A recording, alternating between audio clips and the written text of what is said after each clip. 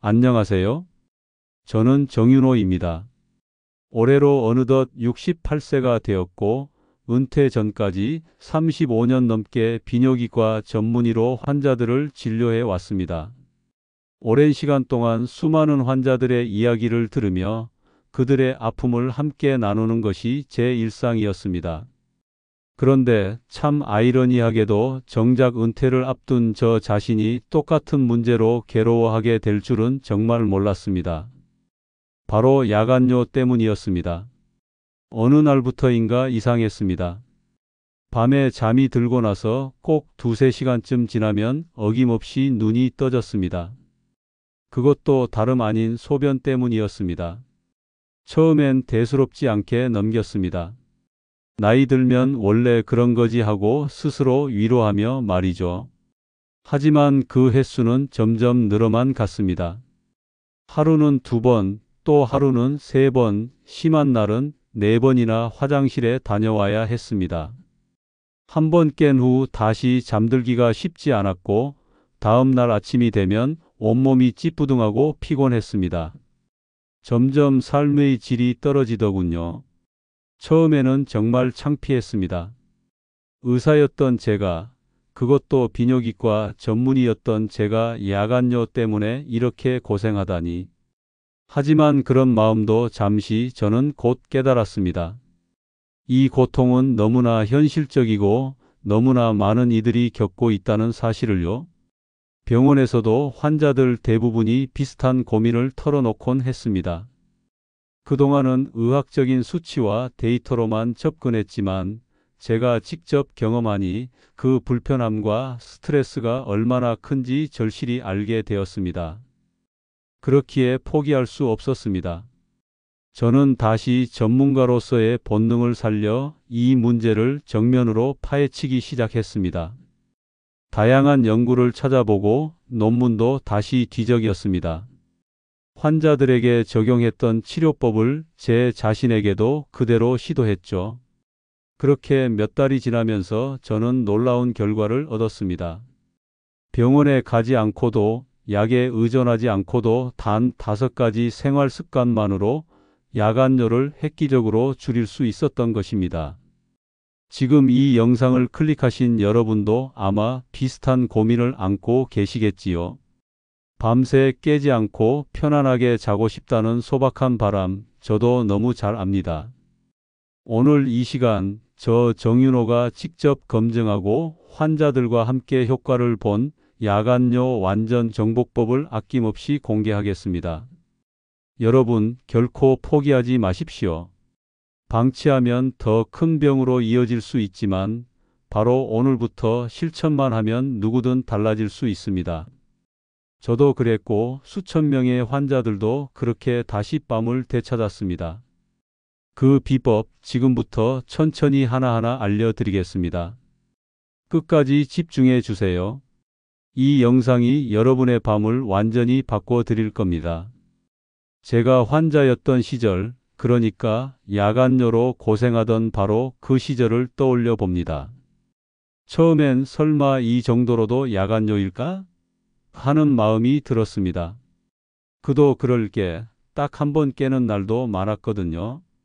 그런데 전문의였던 제 지식으로도 이건 심각하게 받아들이지 않았습니다. 나이 들면 원래 한 번쯤은 깨지. 그렇게 스스로를 합리화했던 거죠. 하지만 그것은 분명한 착각이었습니다. 결론부터 말씀드리겠습니다. 한 번이라도 자다가 소변 때문에 깨는 것, 바로 그것이 야간요입니다. 많은 분들이 2번, 3번 이상 깨야 문제라고 생각하시지만 의학적으로는 딱 한 번만 깨도 야간요로 분류됩니다.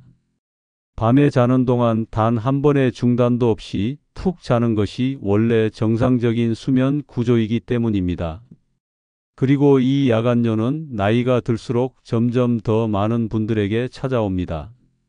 통계적으로 보면 40대는 약 40%, 50대는 50%, 그리고 60대 이상에서는 무려 60% 이상이 야간요를 경험하고 있습니다.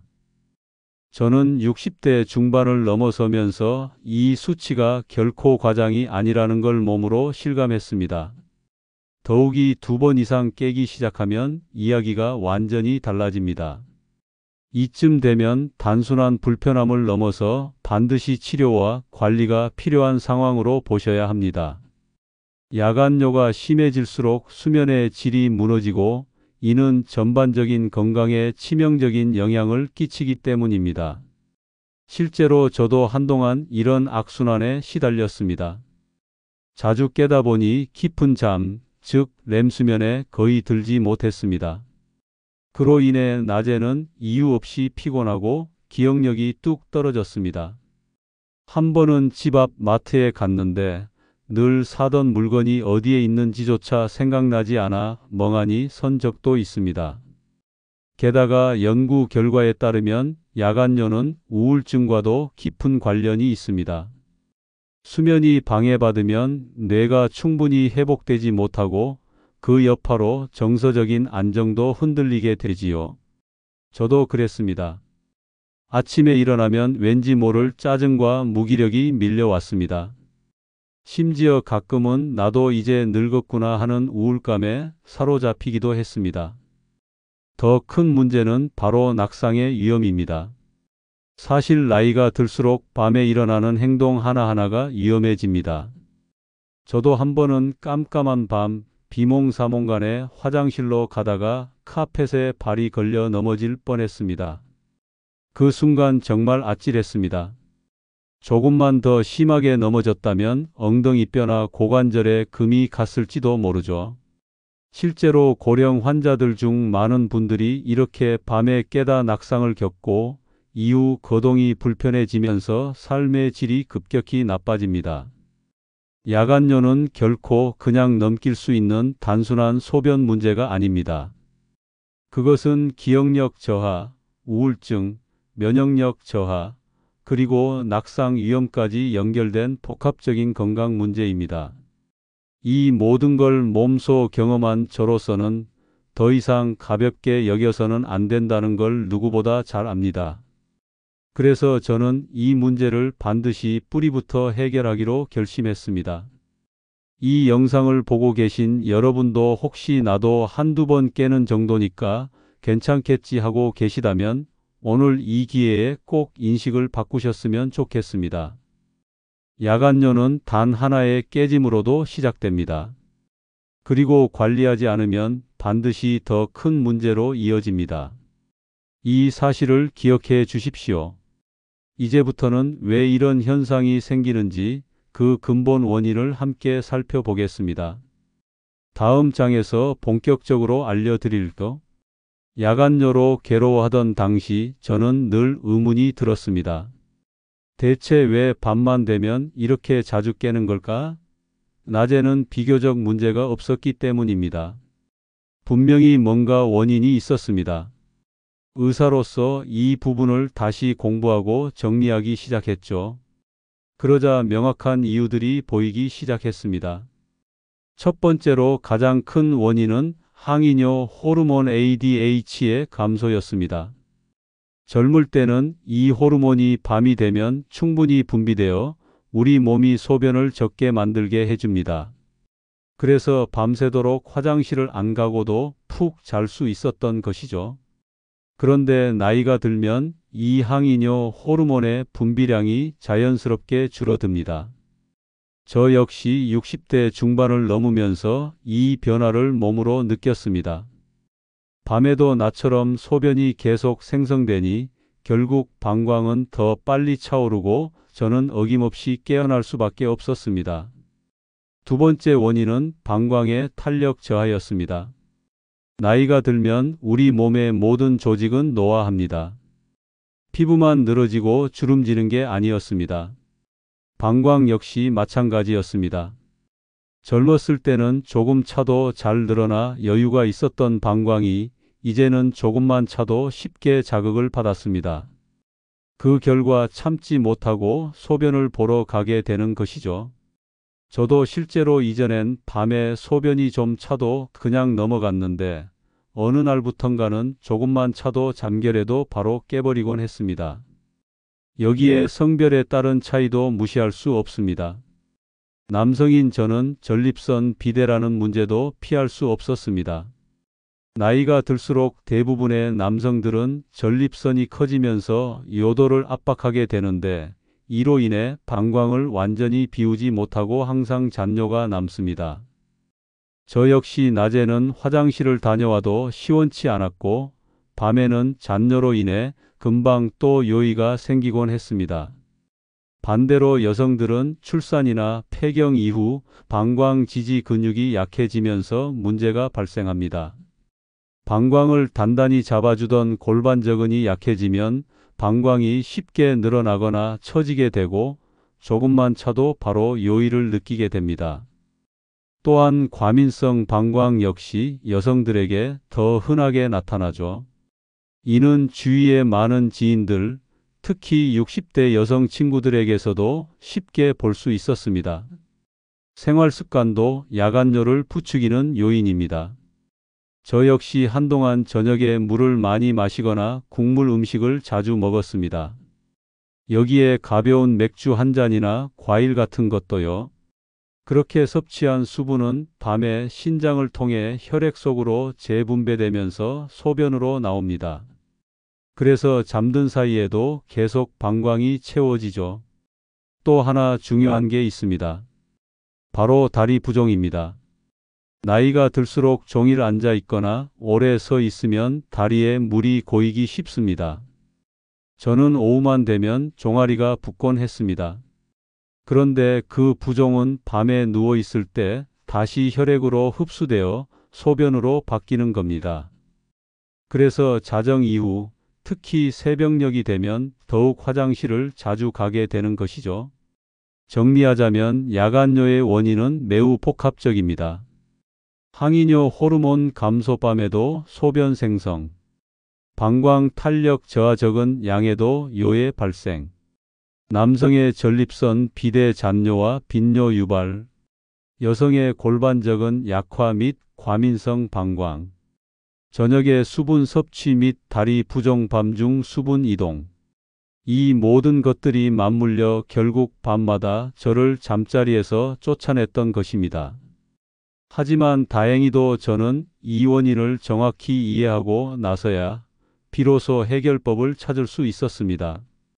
다음 장에서는 제가 어떻게 이 문제를 극복했는지 그 실제 방법을 하나하나 알려드리겠습니다. 야간뇨가 얼마나 지독한지, 그리고 그 원인이 얼마나 다양하고 복합적인지 저는 몸소 겪으면서 깨달았습니다. 하지만 중요한 건 여기서부터였습니다.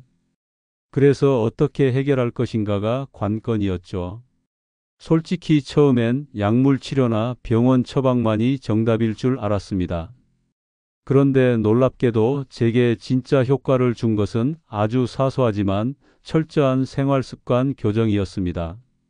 제가 직접 실천하면서 정말 효과를 본 5가지 방법을 지금부터 여러분께 공유드리겠습니다. 저녁 이후 수분 섭취 철저히 제한하기. 가장 먼저 바꾼 것은 바로 저녁 수분 섭취 습관이었습니다. 예전에는 저녁 식사 후에도 물이나 국물을 마음껏 마셨습니다.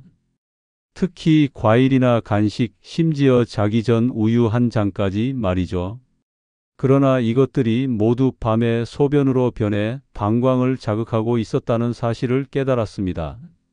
그래서 저는 딱 정했습니다. 저녁 6시 이후에는 물, 국물, 과일, 맥주 등 모든 수분 섭취를 중단했습니다. 처음엔 목이 마르고 불편했지만 2주 정도 지나자 놀라운 변화가 생겼습니다. 새벽에 깨는 횟수가 확연히 줄어든 것입니다. 특히 맥주나 과일 같은 이뇨작용이 강한 음식은 정말 야간뇨에 치명적입니다.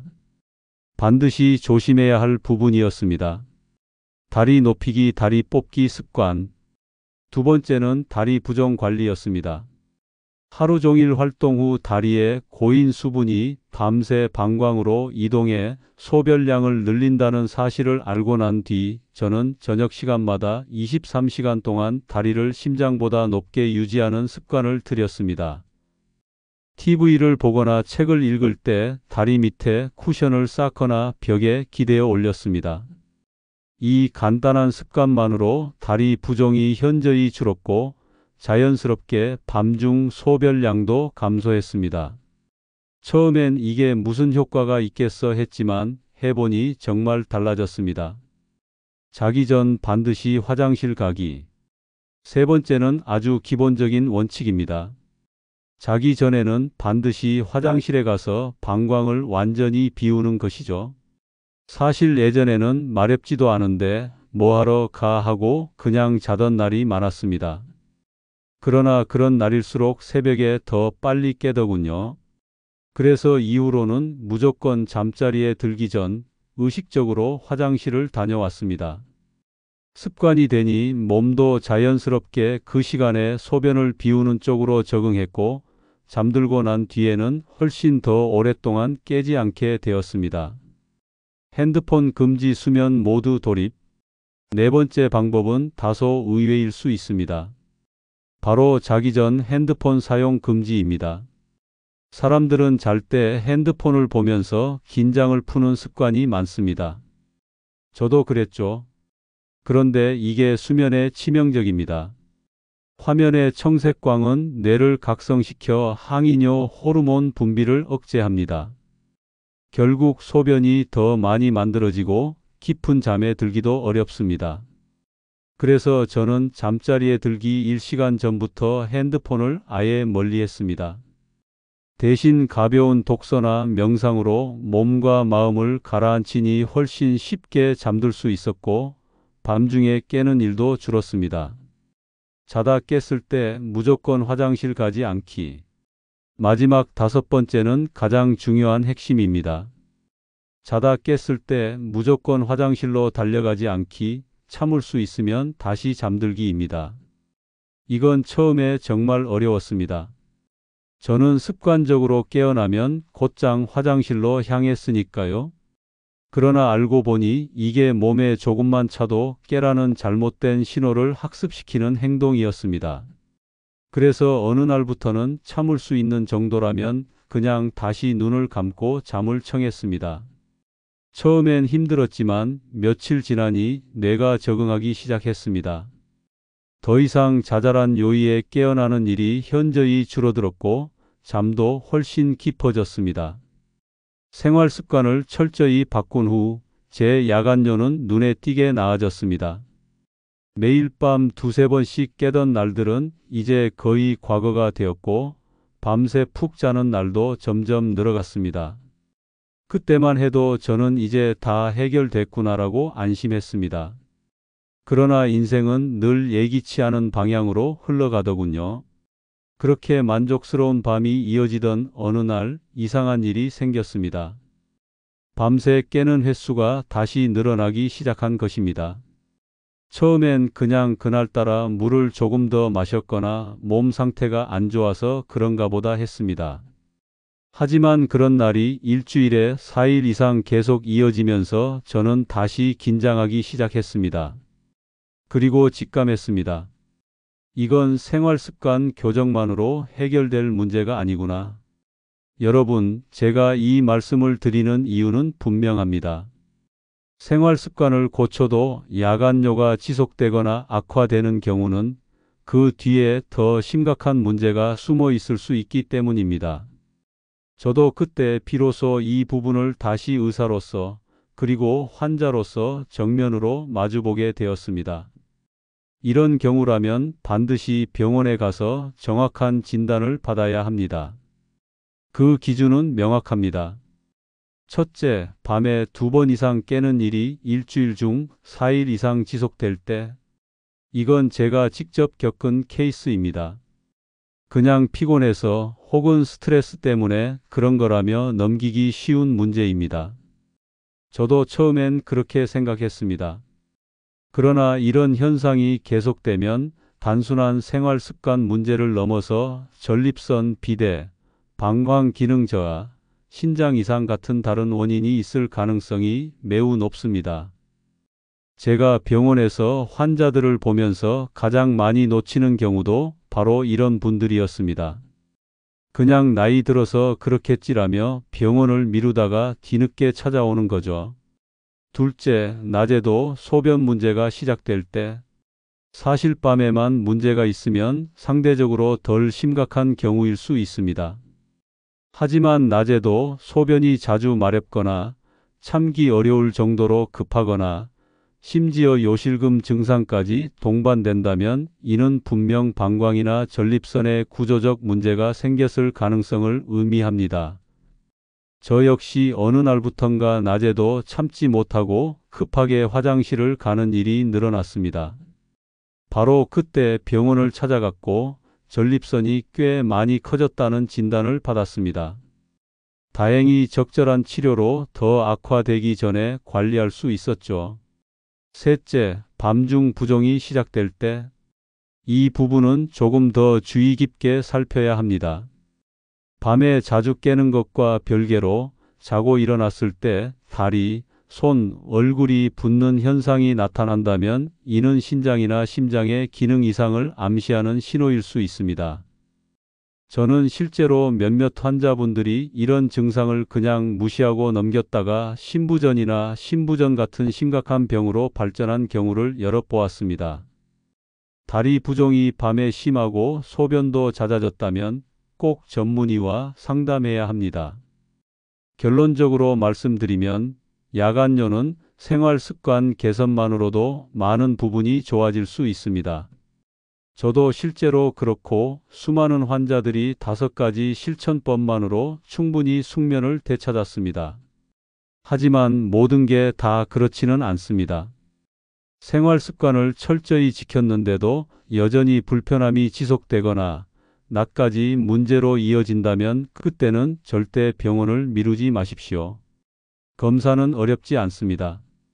간단한 소변 검사, 혈액 검사, 초음파만으로도 대부분 원인을 파악할 수 있습니다. 하지만 시기를 놓치면 어떻게 될까요? 저 역시 당시 의사였기에 잘 압니다. 전립선 비대가 너무 심해져 수술까지 가는 경우도 있고 방광 기능이 완전히 떨어져 영구적인 배뇨 장애로 이어지는 사례도 있습니다. 저는 정말 다행히도 그 전에 발견하고 치료를 시작했습니다. 그래서 지금 이렇게 다시 평범한 일상을 누릴 수 있지요. 여러분도 꼭 기억하세요. 생활 습관 교정 그래도 안 될 때 병원 진료 적절한 치료와 관리. 이것이 야간뇨로부터 완전히 자유로워지는 가장 확실한 길입니다. 여러분, 여기까지 긴 이야기를 들어주셔서 정말 감사합니다. 지금까지 제 이야기를 들으면서 고개를 끄덕이신 분들, 그리고 나도 저런데 하고 공감하신 분들이 분명 계실 겁니다. 저도 그랬습니다. 밤마다 자다가 몇 번씩 깨어나 화장실을 가는 일은 정말 사소한 것 같지만 그 사소함이 우리의 삶을 얼마나 피곤하고 지치게 만드는지 직접 겪어본 사람만이 알 수 있지요. 저도 처음엔 그저 참고 넘기려고 했습니다. 이 나이에 뭐, 원래 다 그렇지. 그러나 그런 생각이 결국 저를 더 힘들게 만들었습니다. 매일 아침 눈을 떠도 피곤하고 낮에는 이유 없는 무기력감에 시달리고 자꾸만 짜증이 늘어나던 그 시절을 지금도 생생히 기억합니다. 그래서 더는 미룰 수 없었습니다. 결국 저는 해결책을 찾아냈고 지금 이 자리에서 이렇게 여러분과 그 방법을 나눌 수 있게 된 겁니다. 다시 한번 강조합니다. 야간뇨는 약이나 수술이 아니어도 얼마든지 개선할 수 있습니다. 제가 직접 검증하고 수많은 환자들도 효과를 본 5가지 생활습관 교정법만 제대로 지켜도 충분합니다. 지금부터 그 핵심만 다시 한번 정리해 드리겠습니다. 저녁 수분 섭취 금지. 먼저 저녁 6시 이후에는 가능한 한 모든 수분 섭취를 중단하세요.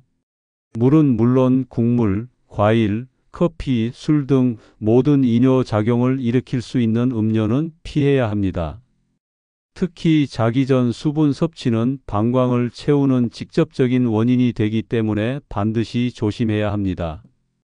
저도 이 습관 하나만으로도 밤에 깨는 횟수가 절반 이상 줄었습니다. 다리 올리기 습관. 둘째는 다리 높이기입니다. 저녁 시간에 소파에 앉아 TV를 보거나 책을 읽을 때 다리를 심장보다 약간 높게 올려두세요. 이렇게 하면 다리의 고인 수분이 밤에 갑자기 방광으로 이동하는 걸 방지할 수 있습니다. 다리 부종을 미리 해소하면 새벽녘 요의도 훨씬 줄어듭니다. 정말 간단하지만 효과는 확실합니다. 자기 전 화장실 가기. 셋째는 무조건 잠들기 전 화장실을 다녀오는 것입니다. 마렵지 않더라도 반드시 비우고 주무세요. 이것은 방광을 비워주고 그만큼 밤사이 깨는 가능성을 줄여줍니다. 저는 이 습관이 몸에 뵐수록 훨씬 더 편안한 밤을 보내게 되었습니다. 핸드폰 사용 금지. 넷째, 자기 전 스마트폰을 멀리하세요. 핸드폰 화면의 블루라이트는 뇌를 각성시켜 항이뇨 호르몬 분비를 방해합니다. 따라서 잠들기 최소 1시간 전부터는 핸드폰을 보지 않는 것이 좋습니다. 이 작은 실천만으로도 잠이 깊어지고 결과적으로 밤에 깨어나는 횟수도 줄어듭니다. 깨더라도 참는 습관.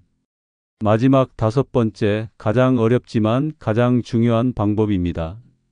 자다 깼을 때 반드시 화장실을 가지 말 것. 물론 참기 어려울 만큼 마렵다면 가야겠지만 약간의 요의라면 다시 눈을 감고 잠들려고 해보세요. 몸은 학습을 합니다. 자주 깨서 화장실을 가면 갈수록 더 자주 깨게 되고 반대로 참는 습관을 들이면 몸도 점차 적응합니다. 저도 처음엔 정말 어려웠지만 꾸준히 실천한 끝에 거의 깨어나지 않는 패턴으로 돌아갈 수 있었습니다.